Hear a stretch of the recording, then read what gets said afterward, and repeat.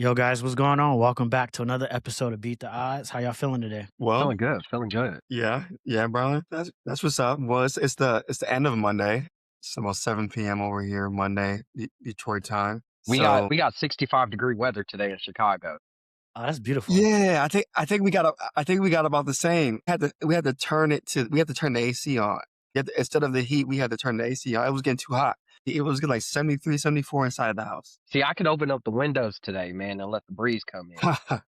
So we thawing out. We thawing out. Clear skies, literally no clouds in the skies today, bro. Like I had to get out there and get a run in today. So Yeah, nice. That's good to hear, bro, because I know like when it get cold like this, it changes the whole environment. Don't nobody really want to go places. Even if you do Yeah. got to go somewhere, you got an attitude when you got to get outside. Like, because I was just in the Midwest, in Chicago and in Detroit a couple weeks ago, and it was freezing cold. So I'm glad to hear it's finally starting to thaw off there for y'all. they I haven't experienced it, but people be talking about like the winter depression. And yeah, I know a few people that, I've spoken to here in Chicago. Like, yeah, they said it's like a real thing to the point that, some people actually end up having to get on like medication just during like the winter period to manage Yeah. their depression. Yeah. So yeah, man, it's looking things are looking up over the next week or so. On that point, we don't have any sponsors, so I can show a product, but there's something called a happy light. I'll show you guys. It's going to Happy blur it light. out a little bit, and look, you turn it on, and you can't really see it, but basically, sunlight is important to your mood, your dopamine, all these different things that make you feel happy and feel good about the world, motivation. And I personally do it in the morning as soon as I wake up within the first 15 minutes. However, I don't do it for depression. However, a lot of people do it in states where there's cloudy and rainy weather, and it can help in some cases with getting rid of that seasonal depression. That's a nice little product plug, bro. Because yeah, I definitely that resonates with me, man. I try to like as soon as I wake up, I try to go for a walk immediately. I'm like, I need to get outside. I need to Facts. get the sun, bro. Yeah, I'm like, Facts. gotta get the sun, man, for sure. But no, yeah. that's a good product placement, man. People should definitely check that out. One thing about Rodney is Rodney always going to be ahead of the curve on some product. Of course, man. So for anyone listening, if you want a beta tester, you want someone to dog food the product, hit up my He man. he gonna be ahead on products and protocols, like all of that shit, like all of that. He got all the tools and tricks, nigga. All that shit is tried and true. I'm actually searching for the next day right now. I feel as though that there's always something bubbling, and it's usually a small community. Small community. Hmm.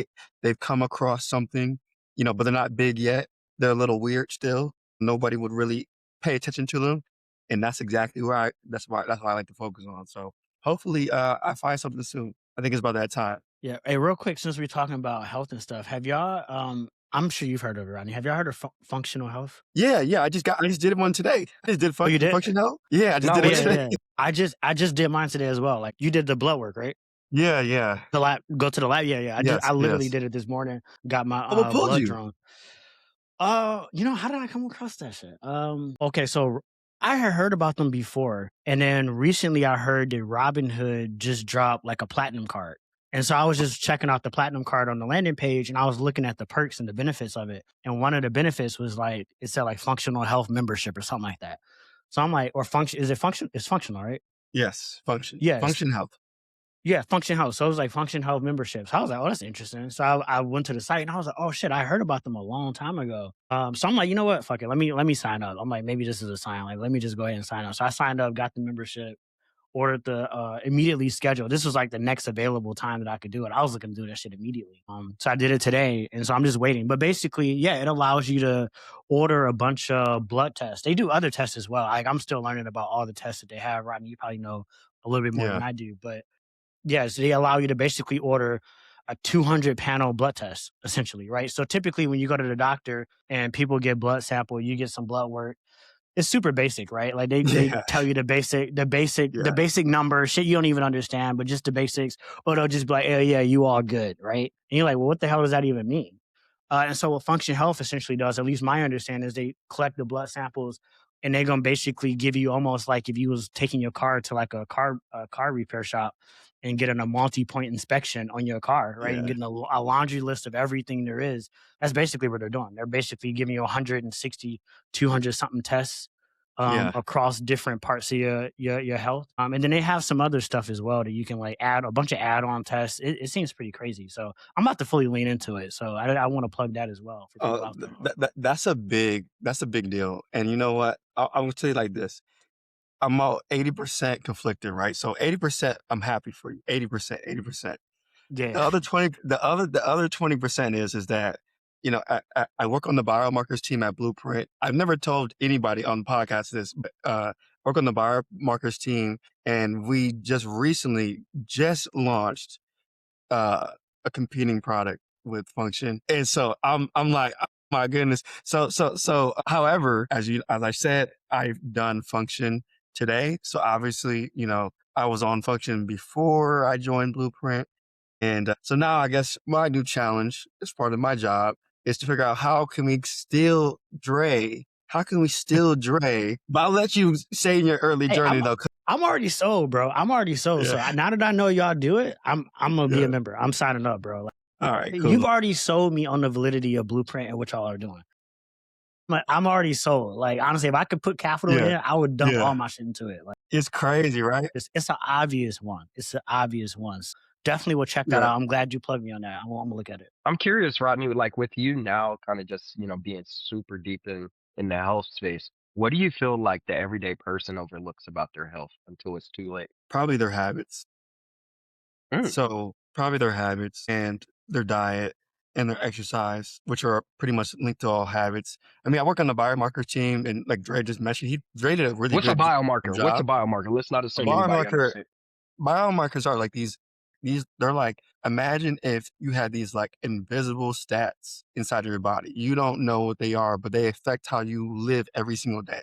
They could be, your liver values, it could be your insulin rate. So after you eat your insulin, et cetera. Someone who's diabetic, if you ever had a family member that's diabetic, they track insulin all the time, or testosterone or estrogen. If you're a man, testosterone is a big deal. If you have low testosterone, your energy might be low. Some people have, at 32 years old, they'll realize, oh, I have low testosterone. This is why I've had low energy my whole life. This is why I've been feeling depressed my whole life. There's all these different biomarkers, basically, all these different metrics that tell you about what's actually going on below the surface. And Function is a great, introduction into all that space. Yeah, going back to your original question though, I don't think biomarkers is one of those things that is like, that's when people are really going to start taking it to the next level. Once somebody has gotten to that level, it's like the game is on. The game is entirely on at that point, because you're going to see your biomarkers. You're going to see, either it's in range or it's out of range, or it's a little bit above range. In some cases that's good, some cases that's bad. And I find that naturally, once you start knowing, you can't unknow.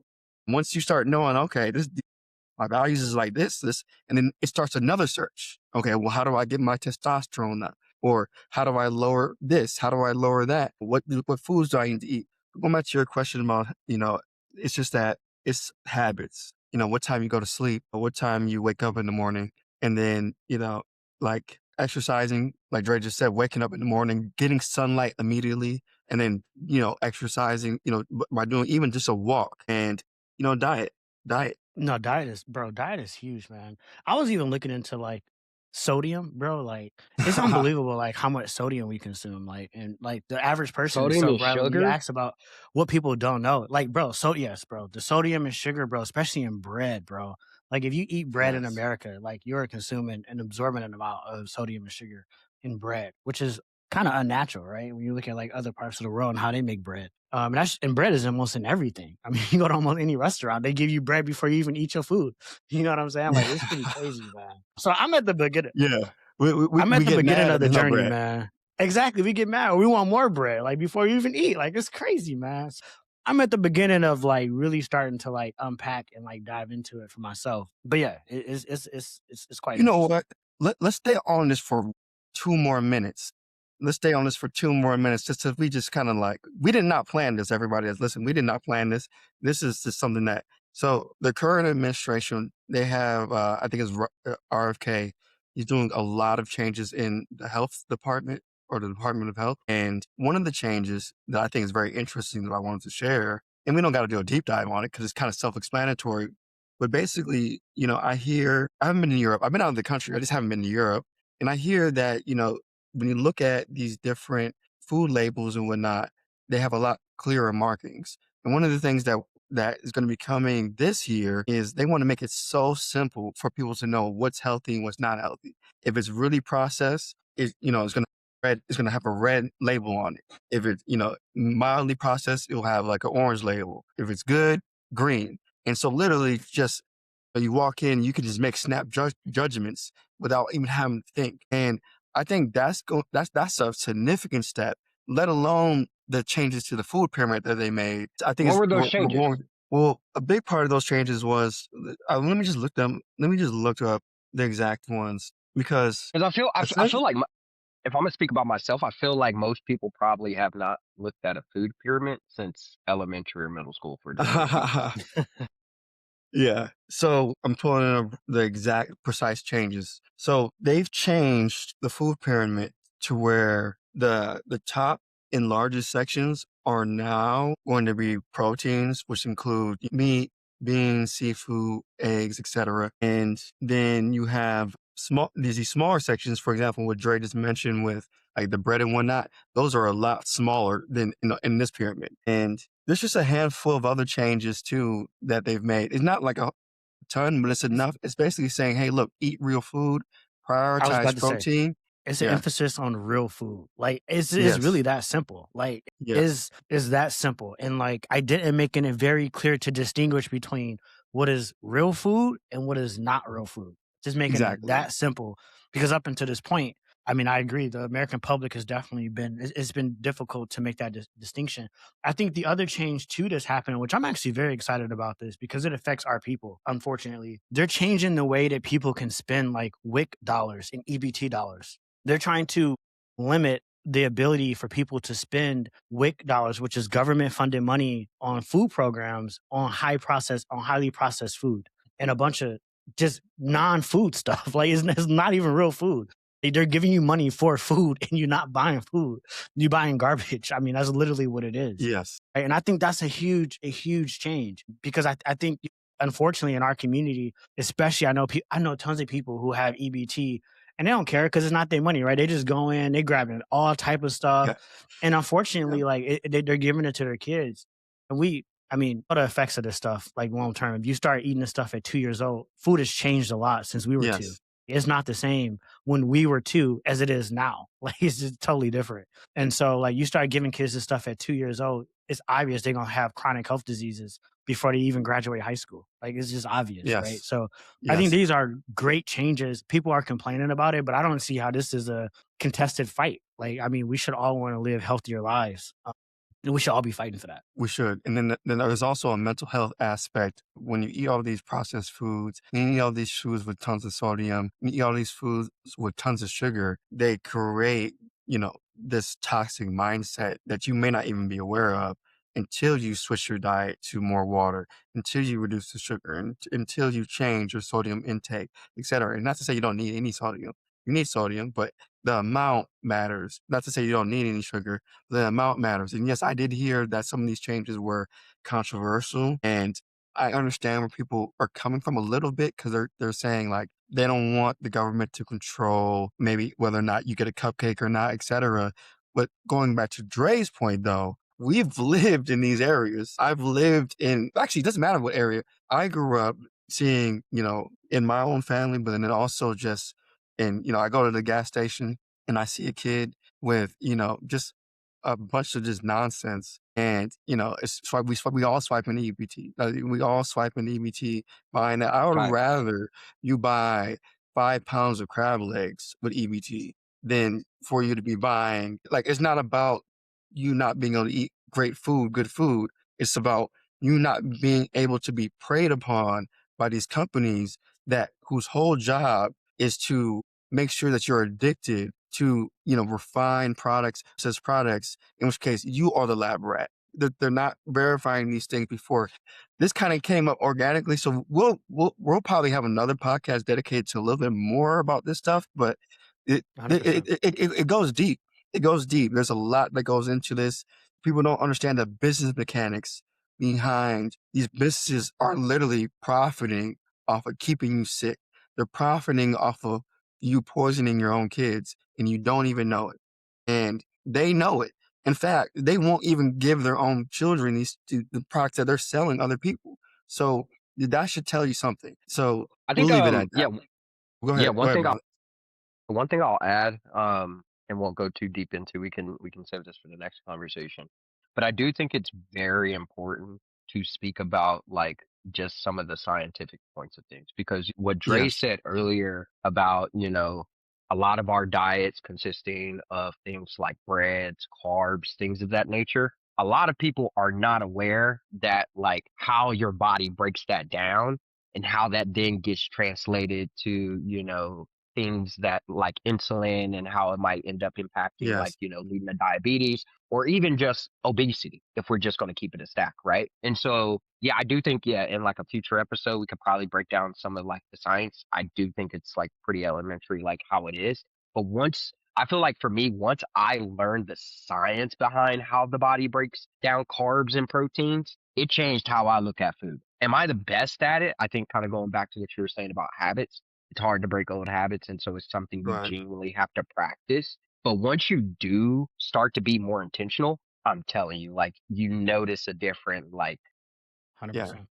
pretty Clear quickly. So mind. Yeah. Everything. yeah, yeah, All right, y'all cool. want to So switch gears? We want to talk about war, right? Should we dive And straight we into that? did. Yeah. We were I mean, talking about life. there's no way to transition into that, but like, I mean, we can't ignore the media cycle that's happening right now. I mean, it's everywhere. If you on social it media, if is. you turn on the news, if you checking your 401k, you know what I'm saying? Like, it's hard to ignore what's happening around us. So, yeah, Brylan, you have brought it up. So, what are you thinking? How you wanna talk Yeah, about it or approach it? yeah. So I first think it's very important to kind of just like set the frame, right? And I think this is less of a conversation about like, is this war? Is this an operation? This is something I've actually been going back and forth on with like some of my homies that work in like the intelligence community. But I think, looking at setting the frame, it's been what, a week or so, since we first, bombed Iran. And since then, a lot has happened. So obviously, we've taken out their supreme leader. His son has now, replaced. There's been, a little bit of confusion about like, what is the goal of this? You have Trump, saying that like this is regime change. You have Rubio saying that like we did this because Israel was going in. Pete Hegseth said, we wanted to, remove all their nuclear capabilities. And so I feel like the American people in Congress right now is kind of like confused on that. But the piece that I really want to focus on is like get us to zoom out. And one of the big pieces that's been very important to this is understanding one, how the war is being fought, because this is like outside of Ukraine and Russia, this is like the next phase of modern warfare. And I think things have drastically changed, and a lot of it is tied to economics. And then I would say the second piece of it too is like when you zoom out, when you understand the economics, you can actually start to see kind of like the larger strategy. And so some of the numbers that I wanted to like put out there is, yeah, so the first thing to understand about this war is it's no secret the US and Israel have the top air forces, and that's how they've been fighting this war. And so that's how they've been kind of like fighting this. But the big piece to understand about Iran and why like a lot of experts are actually saying this could go on a lot longer than, the next, 4 or 5 weeks that Trump has been saying, is because when you look at the interceptor math, that in compared to Iran's like drones, because once again, that's what Ukraine showed us, is that modern warfare is being fought with drones. They actually have a chance to really like last here. And I think the thing that is very important for most people, I think when we think about war, we usually think about the offense. And offense is us attacking, us dropping bombs. But we usually don't think about the defense. And this is, if people are familiar with like Israel's idea of like the Iron Dome, essentially the U.S. has those capabilities, and they get them from like Lockheed Martin, Raytheon, things of that nature. And there's three kind of core systems that are used to essentially intercept bombs when they're shot into Israel or any of these other cities where the U.S. has bases. The numbers are freaking crazy. So right now, it costs the U.S. about $1 to $4 million to produce just one of those missiles. And the U.S., it came out after the Operation Midnight Hammer, which was the operation last summer when we obliterated Iran's like bombs, that mission alone used around 20 to 25% of the capacity that we had. So going into this conflict, we had about 75% capacity. And when you start thinking about like what is how many like we're able to produce. I think the numbers were something fucking crazy, bro. It was like we can only produce like 200 to 300 of these a year. Mm. And the reason why this is important is because there was a meeting that happened on Friday where Trump called all the execs from all the major like defense companies together and basically gave him the warning that like, hey, we're probably going to have to use the production app to accelerate the capacity, the manufacturing of these. The reason why this is important is because Iran has this drone that they call the Shiat, and it cost them $35,000 to make it. And they're able to make 500 a day. Hmm. And so this is where the economics come in because it's 100-to-1 ratio. So for every one interceptor that we're using to take out one of their drones, we have spent 100 times more than what it costs to produce that drone. And we only can produce 200 or so of these in a year. They're producing 500 drones a day. And so if you've been paying attention to like the US media and kind of like what's been coming out of like the administration, their warfare has been specifically focused on trying to identify these drone launchers because one, they haven't been able to identify where the drones are, but by taking out the launchers, their whole thesis is like, then we'll be able to hopefully prevent and slow that down. That's a whole other conversation. My belief is like the math alone is telling you that this is they're going to be able to fight for a minute. That's just my opinion. But then the second piece of this too, and this is where economics comes into it, is everybody is talking about oil, but I don't think really people understand like the impact of the Strait of the Hormuz. That's what this like small area is called. And so I think it's about like what is it, like 20 or so percent of the world's, or it's a good chunk of the oil that kind of like goes through this I've heard area. 20%, yeah. Yeah, in a good like 50 to 70% of that is going to China. China. Zoom out. A month ago, who did we attack? Venezuela. A lot of their oil was discounted and went to who? China. Same thing here. What's happening in a month? Trump and President Xi is supposed to be meeting up. And I think, for the past year or so since Trump got into office, and especially while all this, AI narrative has been pushed, it's been a fight between the US and China. And what are the two major components kind of going into AI? You need energy and you need metals. China has metals. They've been getting very cheap energy from Iran and from Venezuela. We just took those two out. And I think, Chamath on like the All In podcast, like said it really well. What kind of leverage does this give the US now going into that conversation? Right. But I think the flip side of that too is the reality is all our ships that we had in the Indo-Pacific are now in the Gulf. And so now there's this whole like, thesis out there of like, does this create a window for China to potentially, go take Taiwan because we do not have the Navy in there to protect it, right? And so I think you have a few like this situation is actually a lot larger than just like what we're probably seeing on a day-to-day basis. I feel like when you zoom out, there's a lot of different possible outcomes and major choke points that could really impact things. And I think I think oil today, this is fucking crazy. Oil in the first month of the year has went up 93%. The price of one barrel of oil has went up 93%. Today, I think it hit $119. At the start of the year, it was $53. That will eventually trickle down to the consumer if this continues to go on, right? So that's kind of the frame that I want to set for this discussion, because I think it's a lot more than just like two countries or, countries like shooting at each other. There's some strategic things that I feel like aren't being discussed. that are important. So hopefully we're able to kind of like discuss these. Man, I thought that was a great framework you laid out. Man, I think Iran is totally underestimated in so many ways. Because I kind of did a somewhat of a little bit of a deep dive, trying to just make sense.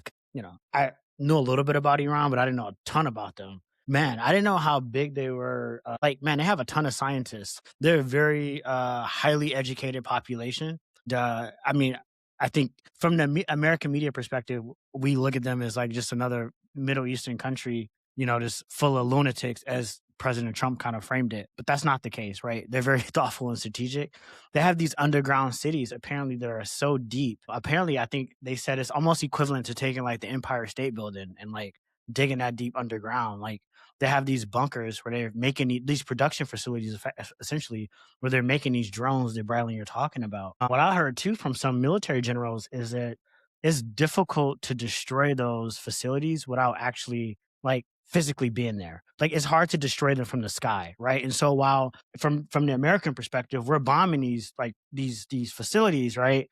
And you see these pictures all over the news, like, oh, we destroyed these facilities, but it's like, no, no, these facilities are built inside mountains that are built on top of granite, that are built on top of these earth materials that are some of the strongest materials in the world. And they're not just built on surface, they're deep underground, thousands, hundreds of feet, sometimes thousands of feet deep underground inside these twists and caves. Like it's a complex engineering that they've done. So they've thought about this. They prepared for this. They've been waiting on this for a long time. So I think this is going to be a drawn out situation. But I guess, Brown, I would ask you is like, where does this end? Does this end in terms of us just getting better negotiations with China and like that's the end, or does it end in like us destroying Iran? Like I don't know. I mean, where does it end? Yeah, like similar to you. I mean, I have to go down a rabbit hole on this, bro, because I mean, I'm gonna be honest. I can't trust anything that is coming out of the media or the administration at the time, bro. No. The thing about it is, yeah, this was I learned this. So back in 2006, there was a war between, or like a 30-day plus fight between Israel and Hezbollah. Israel obviously was perceived to be the dominant force, and the narrative around Hezbollah was once again one of like, we're trying to eradicate y'all from the earth, right? Because it's a terrorist organization, things of that nature. That triggered in them this mindset of survival. And what did they do? Their strategy was to survive. And by doing that, they depleted Israel of resources to essentially Israel ended up coming back to the table, and that was like the end of the conflict, right? Hezbollah to this day still exists. And so I don't know if you've been seeing like the foreign minister of Iran like Yeah. speak on like the Yeah. bro is very calm. Yeah. That doesn't he's not coming across as somebody that's he shook said. He said we're waiting for you. That's crazy. with a straight face.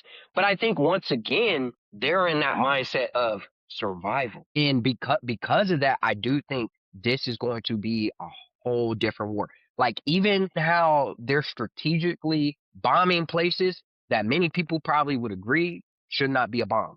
Dubai, the UAE, Kuwait, you name it. But they're part of the casualty because y'all cool with America. And I think because of that, like I don't know if y'all saw like a lot of the billionaire funders from the Middle East that have been funding a lot of the like data center build outs and things of that nature took to Twitter and wrote these long, kind of like, requests publicly to Trump saying like, what is going on? Because this is not what you campaigned on.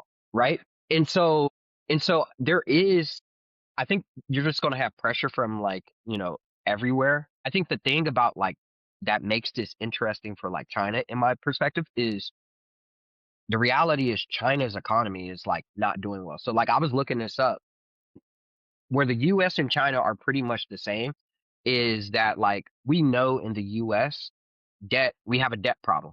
And so in China it's very similar. They're actually at like the same level. So like our debt to GDP is around 300% for both. But China's economy right now looks a lot like the 2008 recession that we experienced here in America, where they have 17% of their like youth is like unemployed compared to the US's, which is like super low. The other thing too is China, since, becoming a modern society at like the beginning of the 2000s, they've invested a lot in companies, but also real estate. and that is debt on their balance sheet. And this number actually like surprised me. This was actually really crazy. I ain't even gonna lie. They have 60 million unfinished apartments in China. And the way China does it is China actually has like a pre-sale system where the buyers of those apartments, so of the individual units, this isn't like the developer of the individual unit, you have to almost kind of put down like, like a payment up front. And so you have 60 million people that put a payment up front and are waiting on an apartment, and there is no due date for when they're going to be done. And so you have a lot of like fracture points in China's economic like system right now. And that's part of based off of the research that I've done, Hmm. that's one of the things that's potentially slowing them down from like taking Taiwan because war costs money.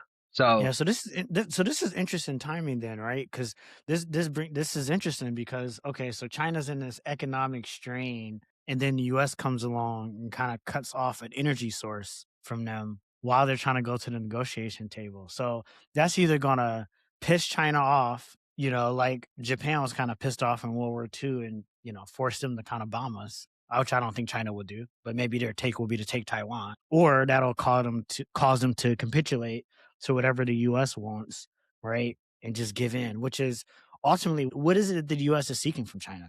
Is that clear? Are those objectives clear? I think it's two things. The first thing is if people are not familiar with this idea of the Monroe Doctrine, y'all should go like look it up because that is literally the playbook that Donald Trump is running.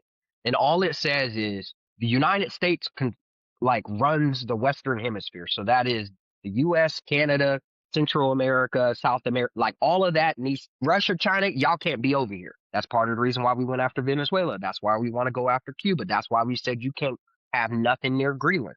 That is why.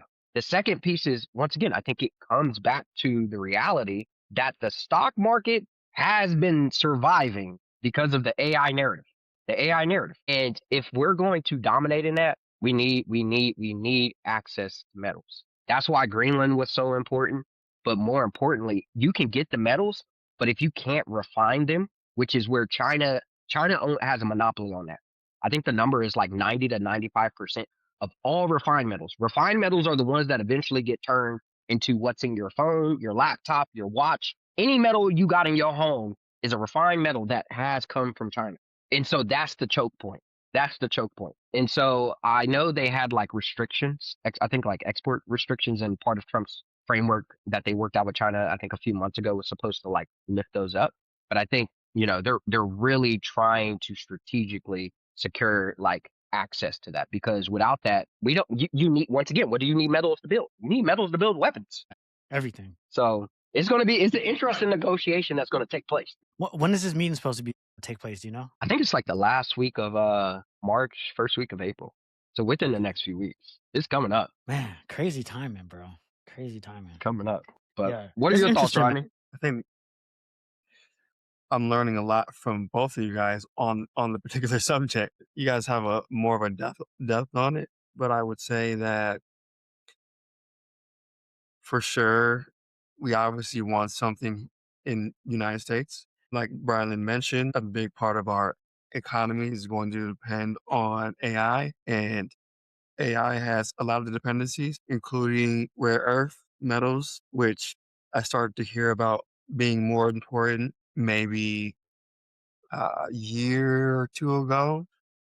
And I didn't anticipate it turning into this particular type of situation, but hopefully it gets resolved soon. So that's kind of how I'm looking at it. Hopefully we can get what we want soon and not continue to escalate things, because it seems to me that the biggest superpowers such as us and China are on the road to this like really, really unimaginable future. And we might all be fighting over scraps when there's when there's like an abundant future ahead of us. And so that's how I, you know, vaguely see it. I feel like war is just a part of American policy.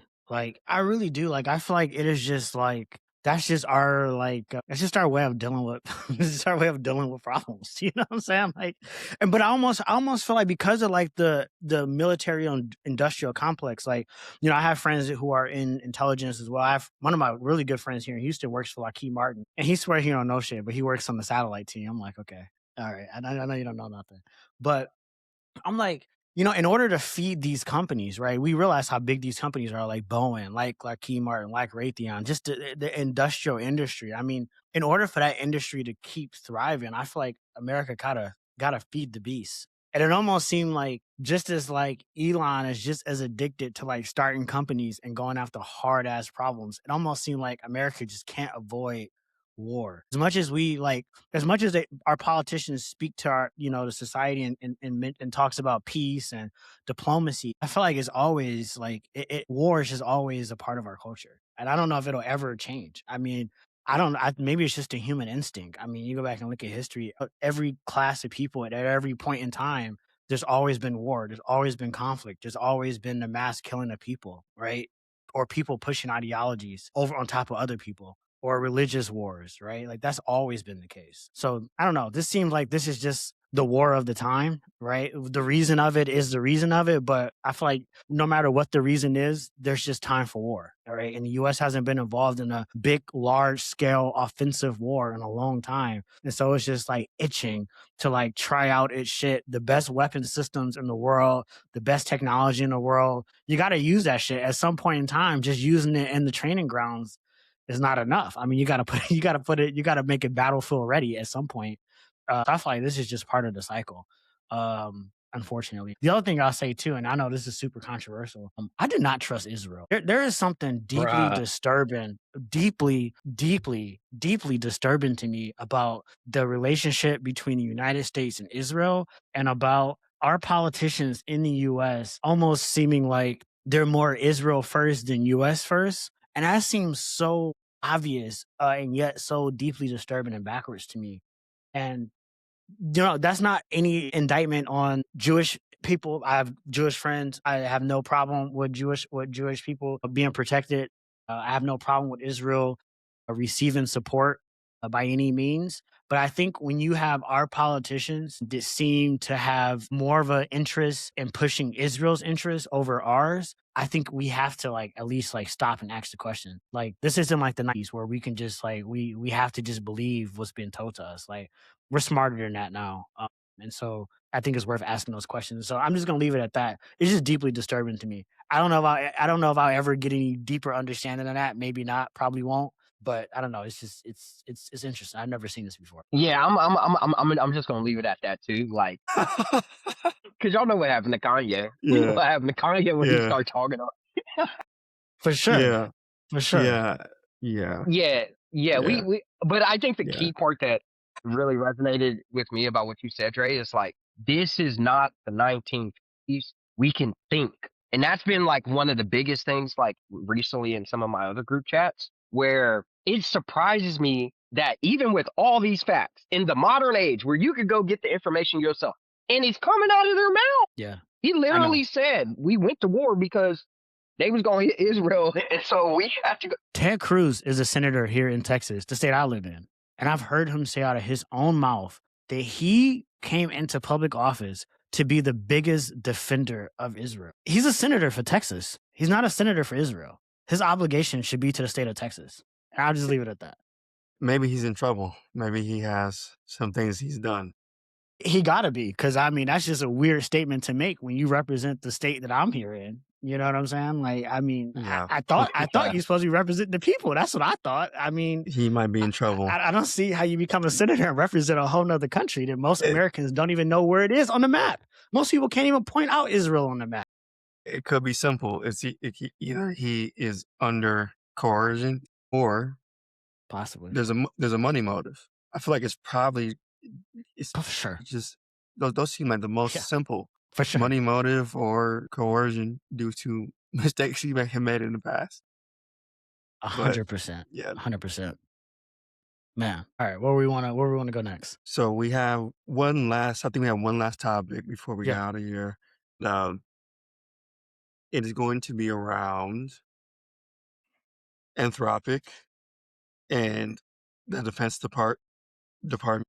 We talked about this on the last podcast, maybe even the one before. But Anthropic officially sued the government or the Defense Department over being designated a supply chain risk. The Pentagon officially did move forward with they had said it on Twitter and Trump had said it verbally, but they actually did move forward to really putting it out there.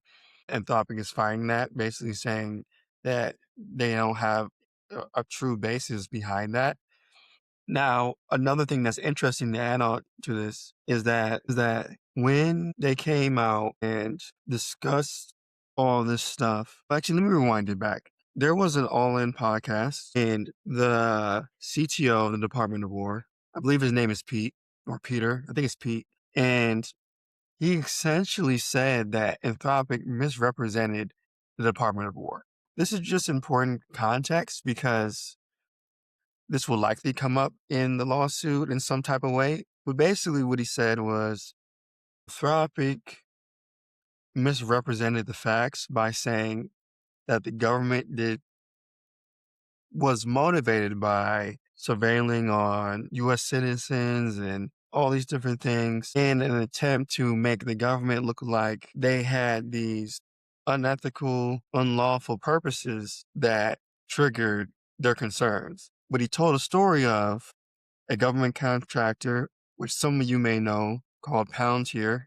It's a surveillance company, and they do a lot of work for the government. And there was some recent attacks in Venezuela that was backed by Palantir or just backed by some information from Palantir. And in which case, Dario, the CEO of Anthropic, called Palantir to basically give him a hard time about whether or not he was using the AI in that attack. In which case, the CEO, and I forget his name, you guys will probably remember it, the CEO of Palantir calls the Department of War, and that triggered the Department of War thinking, okay, this CEO might actually become an issue because he's pressing for details on a classified war strategy that he's not entitled to know about. He's not only is he pressing about it, but he's also implying through the way that he's talking with the terms of service, etc., that they may be in violation and they may be in the right to potentially divert a mission or whatever it is, or block information. And you can imagine from the Department of War standpoint, that could be very dangerous. Imagine if someone used an analogy of, imagine if you were in a fighter jet and the company that made a fighter jet said, you know what, you can only use fighter jets in certain scenarios. And, it's wartime, things are popping off. Generals had to make quick on the spot decisions where they can't just pick up a phone and they can't have a CEO being ready to be on call just so he can decide whether or not they should make a move, which I think most people, at least maybe I'm naive, would assume that that's probably reasonable, considering the fact that most of us like to feel safe. Most of us don't like to have drones crashing through our windows at night. Most of us don't want war in our streets. Most of us don't want militaries walking around our streets trying to look for very bad people. So that's just some context on that. All One right. thing I want to add, because this is very interesting, and I'm gonna be honest, I got to stick with my guy Dario here. But there was an article that came out over the weekend where, if you recall, last week there was a bomb that ended up killing, I think it was 150 plus little girls in a school in Iran. Now, Yeah, I I think heard the about that. article, yeah, what video evidence ended up proving, because originally Trump was like, that wasn't from the U.S. or whatever. It did turn out to be a U.S. Tomahawk like missile, and the U.S. is the only one that has those. But there was like, I think like an Iran naval base or something that was like close to the school, and so it was like the repercussion of it. What that article got at was that specific target came from Palantir's system using Claude. And I think the reason why this is so important is because this kind of almost goes back to Dario's point around, once again, he said he does not have a problem with these eventually being used. It's just not the right time because they're not reliable. And I think that is one of those cases where you had 150, Did the U.S. do that on purpose or was it an accident? they were trying to target the base that was directly next to the school. The U.S. hasn't even taken accountability for that yet, have they? At least the last I heard, they haven't. They haven't No, even acknowledged that it was they them, won't. right? Okay, right. For obvious reasons, right? But I mean, Yeah, Yeah, I mean, we can assume so that it probably was. yeah. But that's an example of, I think, going back to this idea of reliability, right? That was a high stakes situation. I think What it's is it about, complex. Brian? Was that my question though was like, was that about reliability, or was it just that the U.S. did something that they're that we just can't own up to, something that we did? Like, is that just something fucked up that we did as we did, or was it an accident? I mean, Because that that's a good. changes That's whether or not it's about reliability or not. That's just maybe ethical thing. That's what I was gonna kinda dig into, which is, and I mean, I think that's a great question, Rodney, because we don't know the answer to that. We don't, because it could have been intentional, right? And I mean, Yes. God forbid it was, right? We would assume not, right? Like that's not, but let's just assume it was. Then in that case, then to Rodney's point, reliability is not necessarily a problem there. And that's where I was gonna go, which I think is more complex than that, right? And I think we talked about this on the last pod, which I think is sometimes like the business terminology and definitions and thought doesn't necessarily apply to a wartime standard and a wartime doctrine. And I think that needs to be clear. And so even definitions around what mass surveillance is legally might be looked at differently from an enterprise company standpoint versus how the government sees mass surveillance and how their legal team may break that down. And there may be some discrepancies in how those two things are looked at on both sides of the aisle. But I really think that if you're going to sell something to the military, I think we really need to entrust the military to follow the law. And I know that sounds crazy because it's like, well, they're not going to do that. But it's like, I mean, that's kind of like how the way the system is designed, right? And so I think I have a problem with people like Dario who are trying to come in with this civilian mindset, trying to dictate and determine how the military should be thinking, how they should be using this technology when he has no idea what's going on. He has no context over how these battlefields are and how vicious the world is and what American soldiers and what Americans fighting up against. He has no idea. And so while it's easy to sit back in a nice, beautiful office with a bunch of lawyers and talk about what your terms of service are and privacy policies should be and your values to uphold this and that. When we're talking about a wartime environment, it's a whole different lens. It's a whole different savage. It's a whole different, set of scenarios that you're dealing with. And so I don't think the same lens. I don't think they're apples to apples. And I think unfortunately the way I perceive Dario to be making decisions is it's apples to apples. And I don't think it is. And so while I hear his concern about reliability, I respectfully think that's not his judgment call to even make, even though it is his product, because it's context that he just doesn't even have there. And so I think he would be missing the mark, even if he is, right theoretically. Yeah, and he just has to stop with all that. And I'm not trying to get personal, but look, Dario can't do 10 pull-ups. And he's gonna try to tell Army how they're supposed to fight a war. Like, just stop. Just just stop. Like, just stop. Just stop doing that. Apple's not telling the government what to do with the MacBook. People, look, if you don't want the government to do certain things with your technology, then don't sell it to them. And then don't try to play victim when they want to use it for any lawful purpose. Don't try to play victim. He seems like a guy who is a bit naive. Like I said, he has look, he's not in shape. I'll just leave it at that. He's not in shape. He's very, very smart though. He's been in Silicon Valley for a while. He's good at that. He's smart, but as far as I know, he's not serving in the military, neither have I. But I'm not sitting here trying to tell the military what to do. And I'm not sitting there trying to make the military look bad while they already have a million other threats externally.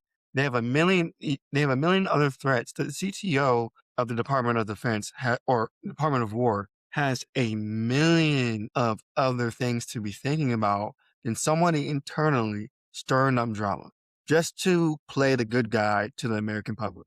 At the end of the day, he's not going to be able to get across what he's trying to do anyway. I don't blame him for his lawsuit, though. Do your lawsuit because maybe that is not, maybe the government should not or is not allowed to kind of like punch you back. But I understand why they did it.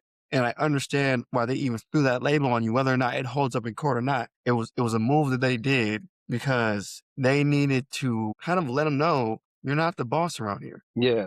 I'm actually I haven't read the actual article or whatever that's come out, but I remember in his like interview he mentioned that they were going to be suing. Where I think this is very interesting was, correct me if I'm wrong here, but Claude was used through Palantir.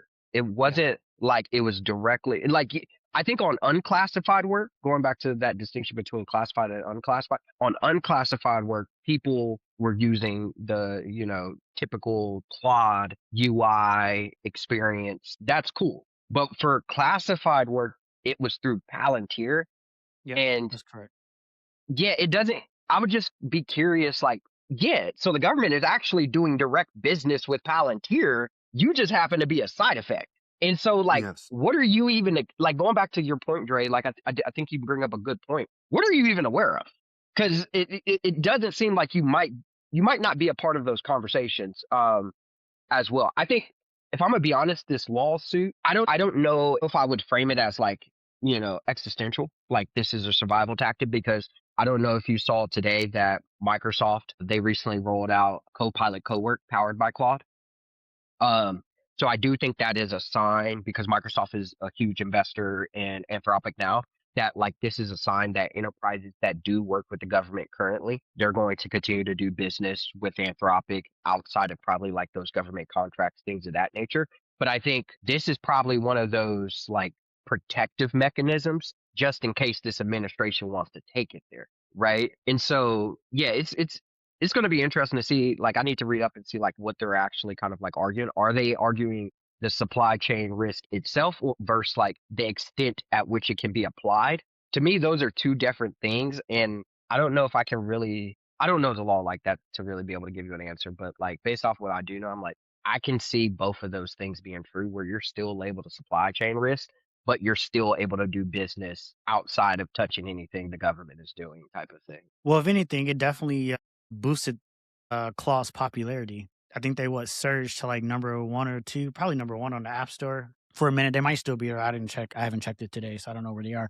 But I know they've been going crazy in the headlines as well. So if people, I think I'm not saying it was like this prior to, but I think at one point in time, anything dealing with AI, it was almost synonymous with open AI, right? Like it was just that was all you heard. I think that obviously is changing. I mean, it has been changing, but it's even changing even more. I think more people are starting to find out about Claude who previously weren't necessarily as privy to who they were. So maybe that's a good side effect for them to have. We'll hopefully see how this plays out. I think it's going to be a long game, so we'll see how it goes. I'm happy to see more consumers be aware of more options. At the end of the day, I think AI is better with more competition. I have my opinions about who's going to have the dominant market share, but ultimately, the fight for market share should ultimately improve the AI that all of us have access to, and it should ultimately improve the cost of AI that we all have access to. So, to be honest, I'm happy that this move has got people behind it. I don't like the move because I just think that it's a people are misguided, meaning that they know the surface. Basically, what it is that we think we think Anthropic is more moral. We think so. If I get Anthropic, I'm a better person than somebody who's using Chat GPT or whatever it is. And I think I think Dario fitting into that type of division, and whether or not he's trying to do it on purpose or not, but I just think that type of division it just reminds me of even the like politics where it's like you're on the left, you're this way. If you're on the right, you're this way. If you're a bad person if you do this. You're a bad person if you do that. If you're with Claude, you care about this. If you're with ChatGPT, you care about this. And it's like just vote for who you think is the best person to run the country, and just use the products that you think are the best products, and hopefully the people behind those products do actually represent your actual values. But just I would hope people do their research so they're not just going back and forth with the wind. Yeah.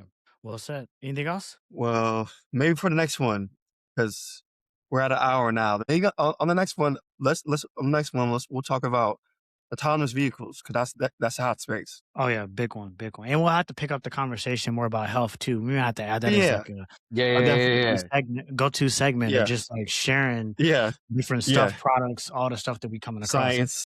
Yeah. Everything, everything. All right, yeah, this was a good one. I'll see y'all on the next one. All right, Yeah. guys. 1, 2.